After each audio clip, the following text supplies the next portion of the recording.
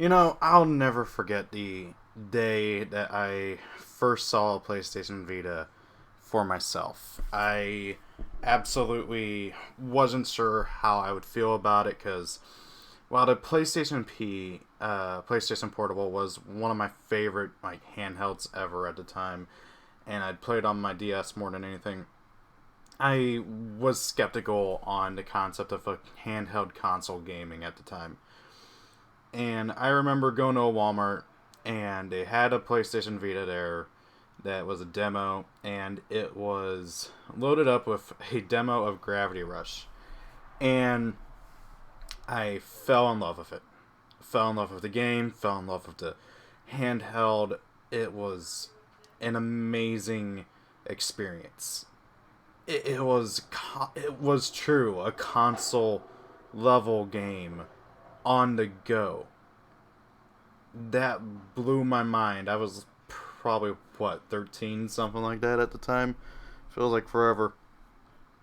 And the Vita had the potential to beat a Switch, to really beat a Switch, and Sony botched it up, and they really did. They completely messed it up. The marketing was garbage.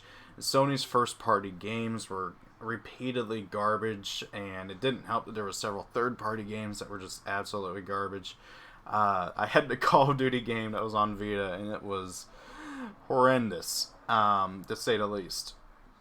Now, that being said, I still have my Vita, and I still play it a lot. It's still one of my favorite consoles, handheld or otherwise, and it will always have a part in my heart that I just cannot ever forget how much I love this console. And recently, I got really into Killzone Mercenary. The game is just amazing. The graphics are beautiful.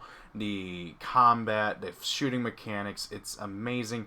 I really hope that Guerrilla Games does not forget about Killzone, because I know that Horizon Zero Dawn is their poster child now, but I love Killzone. I really hope they pick it up again, because Shadowfall and Mercenary are both just flat out stellar uh, first person shooters. And I can't speak on 1 through 3 because I haven't played them, but I really want to go back to eventually. That being said, surprisingly, Killzone Mercenaries still had a pretty good amount of people playing online.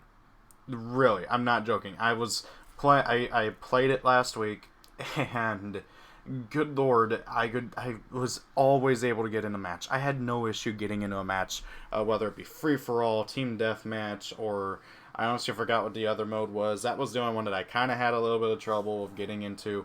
But between three free for all and team deathmatch, you were able to, or rather, I was able to easily get into a match pretty easy, and it was fun. And it was a shooter game that I actually was decent at. I'm not good at first person shooters. And so I really wanted to try and start trying to go for the platinum on it. I love Killzone Mercenary. Getting that platinum would be amazing. And today I saw some news that's just very disheartening for multiple reasons. For one thing, not going to be able to play that game anymore in terms of the online. And also, I'm not going to be able to get that platinum. And also, one of the best multiplayer games on the Switch, I mean, not the Switch, the Vita, is now lacking its multiplayer component. Sony killed off the servers without making any sort of announcement or anything. Now, granted, in the EULA, there is a statement in there saying that they have the right to close the servers whenever they want and never tell you, which is bullcrap. Okay, it's a common courtesy. Give us a heads up, because I would have been playing it a heck of a lot more if I had known. But no, they freaking shut it down out of nowhere. Didn't tell anybody. Didn't make any announcement or anything. The game still had an active community. It was a really active community on the Vita. Okay, now I get it. Sony's not making hardly any money off the Vita anymore. They stopped making them, and I'm sure that whatever money they do get in for it is very minuscule from the online store. It won't surprise me one bit if we hear about the Vita's online store being shut down within the next few years, which is disheartening as well. Same thing with the PS3. I'm genuinely surprised the PS3's online service is still up. And I get the feeling that they're going to shut it down too within the next year or two, especially once the PlayStation 5 goes into full swing. And it makes me realize that as we go more and more into the online world of gaming, that there comes a cost to this. Servers can't last forever. And on consoles especially, private servers are near impossible. Okay? For instance, I first kind of realized this with the original Monster Hunter. I love Monster Hunter. It's one of my favorite game consoles ever. The original Monster Hunter is a pretty decent game whenever you have access to the multiplayer. But it's a garbage game without the multiplayer. It just flat out is. And so, without the multiplayer, there's no real point in playing the original Monster Hunter. Same thing with Tri. I will never forget the day they shut down the servers on Monster Hunter Tri, and there was just no point in playing the game anymore. I had done every single offline quest. There was still stuff I wanted to grind for on the online content, but you can't do that anymore. Now, obviously, eventually Capcom did release Monster Hunter Tri Ultimate, which has all the online content, but it was set up differently. I couldn't transfer my save data from the original. I lost my really cool house in Lac-Lac town or whatever. Lac-Lac, I think is what the name was of the town. I can't remember the city. It's been so long. And it's so disheartening, I still remember playing Mag. Anybody remember that game? The game that touted having 256 people playing online at any given point. God, I think it was 256. It was something like that. And, especially as we go into the next generation of game consoles, we're going to see more and more of it.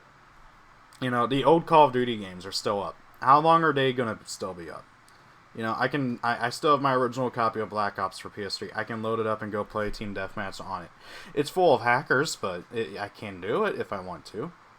But how long is that going to last? And, it brings up a greater concern over, like streaming. I know download only, digital download, and eventually even streaming games is the way of the future. I personally don't like it. I know that like my generation's all for it, but I like to have a physical copy of my games.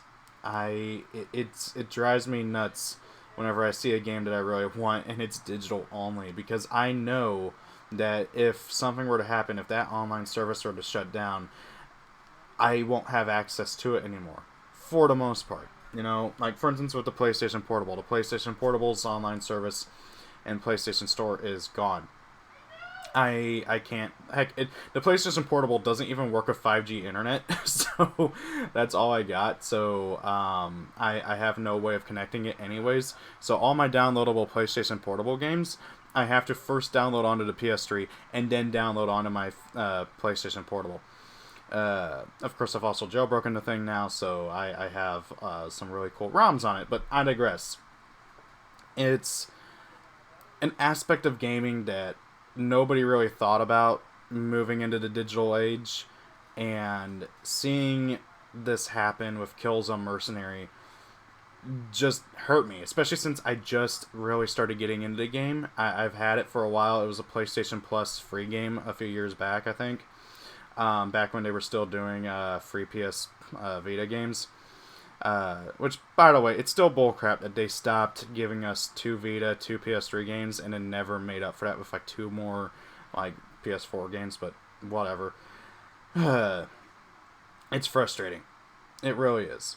And I am concerned about where it's going to go, Am I still going to be able to play my favorite games in the future? Am I still going to be able to be able to download my future games and like all that, like I still have a crap ton of PlayStation 3 games that I haven't played through all the way, that were digital only that I had.